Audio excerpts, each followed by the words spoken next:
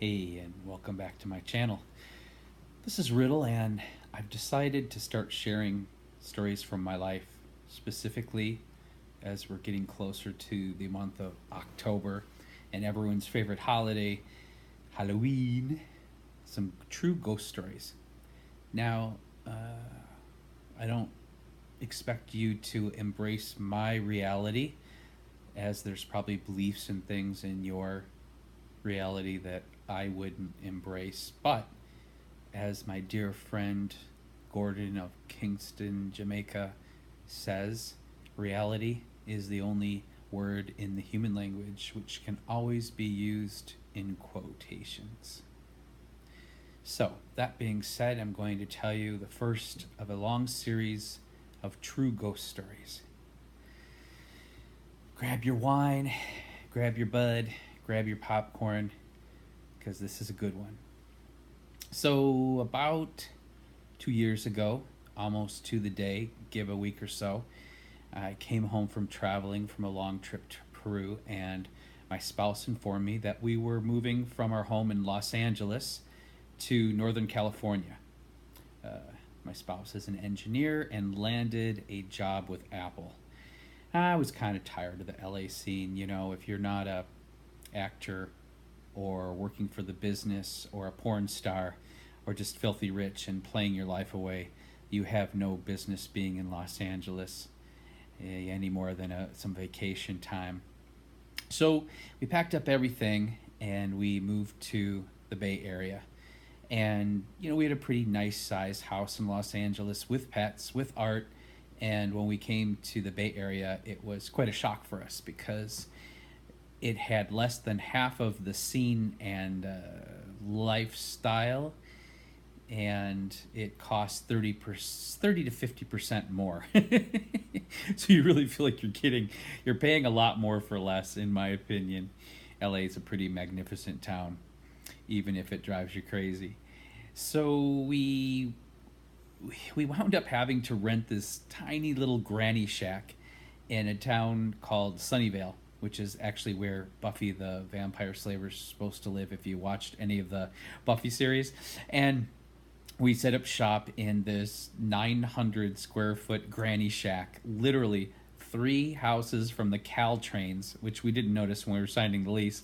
So every hour on the hour, this giant train would come blowing through, and I would scream out in a miner's voice to all my neighbors, "Train! Trains are coming!" Which confused everybody because most of them were stoned. So we were there about 4 months. We were paying $3,000 a month, no utilities included, couldn't plug in two appliances at the same time without blowing the fuse, and the train situation. We needed a house. The problem was, when we saw the price of real estate here, everything was double what we had. So I started looking at houses, and I came upon this really beautiful mountain house on a private road, and it had 4 acres. I know it was just too good to be true. Architecture was really interesting, spacious, and plenty of room for gardening, which is my thing, and surrounded by redwood forest. And the price was $1 million. So, but also there was this weird energy to the house. It was like a shadow, especially in the hallway. There's this really long hallway that connects the main living area, and then about three bedrooms and closets and bathrooms shoot off of it, and it goes all the way to and opens up again into the garage. So I left that house, and as the months went by, we put offers on several other places, and we were just smacked down. You know, you have these Google and Apple retirees that have literally over $1 million cash to put down, and you just don't have a chance against those badasses. So we came back and looked at the house again, and, you know, same kind of feeling and uncertainty, and we got beat up some more on the real estate market, and we came back one more time. We looked at the house, and as we were getting ready to leave, the realtor said to us, "Did you check out the hiking path at the end of the driveway?" We're like, "Hiking path?" So we go to the end of the driveway, and we kind of see this tromp down man-made trail. We started walking it, and we got about 300 to 500 feet into this beautiful hiking trail. which basically is what our property borders against, and it goes for acres and acres and acres. And we're like, holy shit, this is amazing. So got on the phone, called the realtor right from the hiking path, and next thing you know, we were in contract. So when you're in contract, you may know this, you may not. You have to, they have to provide something called disclosures, and disclosures are basically exactly that. They have to disclose to you if there's anything major wrong with the house or any issues they've had that they're aware of. But also, they have to disclose if someone has died in the house within the last year, 2 years. And sure enough, in front of our house, we have this large circular driveway. It's large enough, there's a mini redwood forest in the center of it, and it's called Diane's Circle. And it just turns out that Diane was the only owner of our house. And she passed away in the house. It's about 6 to 8 months prior to it going on the market. And she wasn't that old, so it didn't really freak us out, though, because it wasn't a violent murder, and, you know, everyone used to die at home. Who wouldn't want to die at home, you know? Much more comfortable than the expense and coldness of dying in a hospital, you know? That sounds just sounds awful to me when the shoe's on the other foot. But anyways, so we signed off, and we got the house.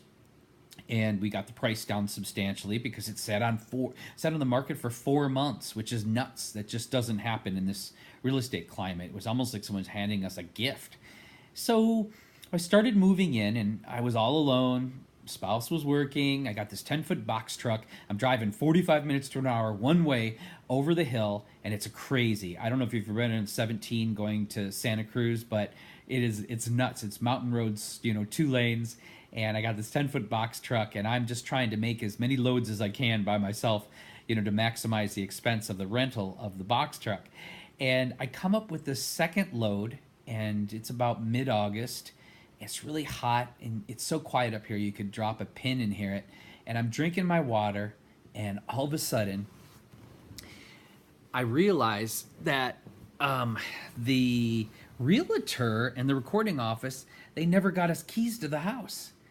So here I am, like, unloading stuff, but I have no keys to my house and no way of getting a set of keys that day, at least. And I was like, shit. So I'm putting stuff on the side of the house, kind of hiding it, hoping no one will come up here and steal it.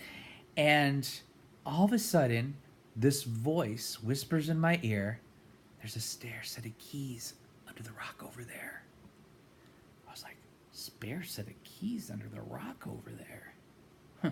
Well, for most people, this would have been really terrifying, but I've had experiences like this my entire life, so I was just kind of looked behind me, and I was like, thanks. I walked over, not that rock, but that rock was hollow on the inside, and sure as shit, there was a spare set of keys in there to the house.